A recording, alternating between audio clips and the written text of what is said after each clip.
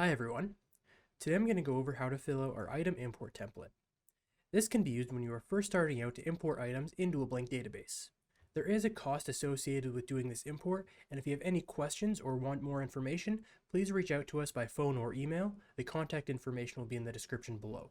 As we look at the spreadsheet, we're going to see some tabs at the bottom. These are going to be for items and general item information.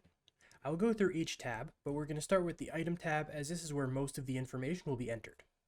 At the top, you'll see what each column is going to represent. Any column with a bolded name is going to be required for you to fill out. The rest are going to be optional. I am mainly going to go over each of the bolded columns, but I also cover any additional columns that may be necessary. The first column we're going to look at is going to be the item number, and this is just going to be the item number within the template. We usually recommend starting at 1 and just working your way down, so we'll have 1, 2, 3, etc. for all of your items. The next column we're going to look at is the item description. This is going to be for the name of the item. I'm going to put in an example of an item as we go through it. So the name of the first item we're going to do is eggs. One more thing to note is under each of the column descriptions, it'll show the character max for the field. In this example, for description, we have a 30 character max. So you'll want to make sure that none of your item descriptions have more than 30 characters in the name. The next column I'm going to go over is the order code. This is going to be the item number from your supplier. This is not required to be entered, but if you have the information, it'll be easiest in here.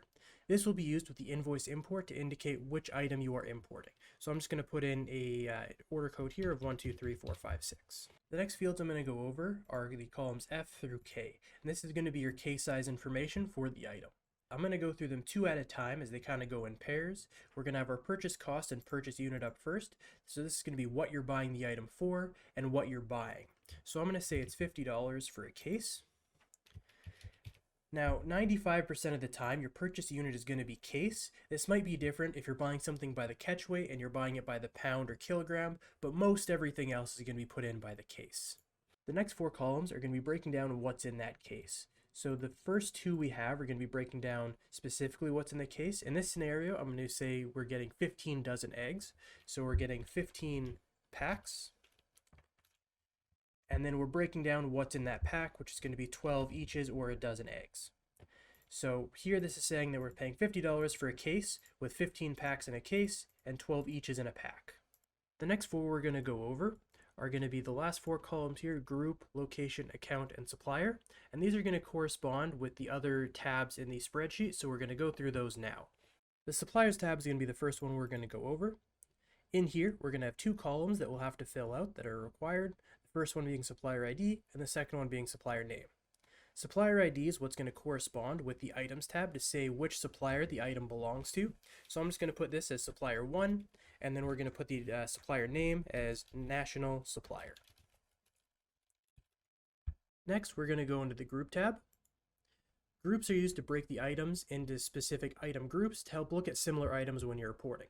Examples of some groups would be meat, produce, grocery, etc.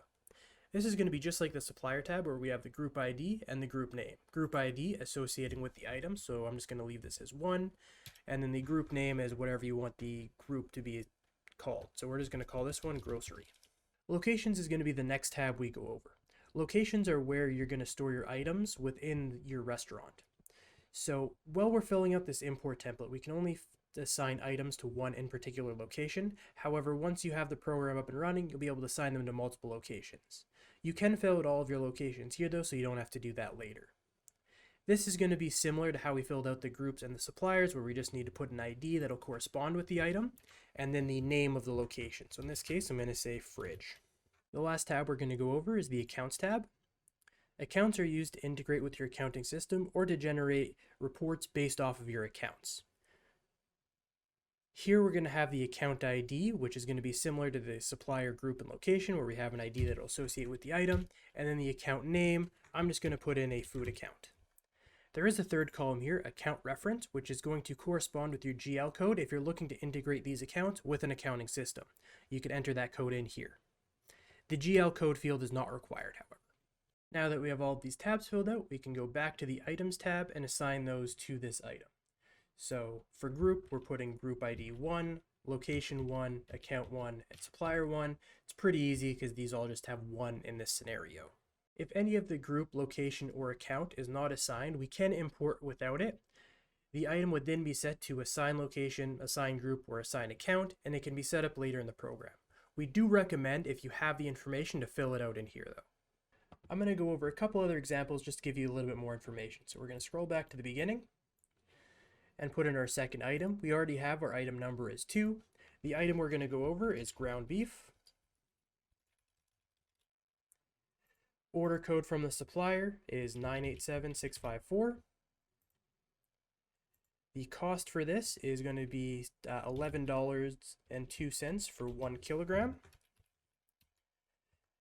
Now when we're putting in a weight item, you'll notice that it breaks down a little bit differently because we just have kilogram here. So for these other two columns, we can just put in 1 kilogram in a kilogram and 1 kilogram in a kilogram. This is going to break it down to $11.02 for 1 kilogram, and it's breaking down within itself. For the next columns here, for group, we're going to have to add an additional group for meat. So we're going to go to the group tab, add in a second ID, and we're going to call this one just meat. Then we can go back to the items, and we're putting it in group number 2. Location, we're going to keep this in the fridge, so we're going to leave this as ID 1, in the food account, and from the same supplier, national supplier. The last example I'm going to go over is ranch dressing. Order code of 963258.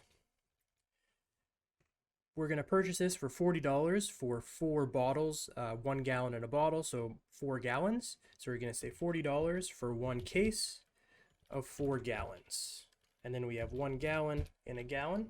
You could also break this down as 4 bottles with 1 gallon in a gallon, whatever you find to be easier and would prefer on your count sheets. For the rest of it, we're going to keep it in the grocery group, in the fridge, in food, and from National Supplier 1. That is how you fill out the item import template. If you have any questions while filling it out, please contact us through phone or email, which will be in the description. Thanks for watching.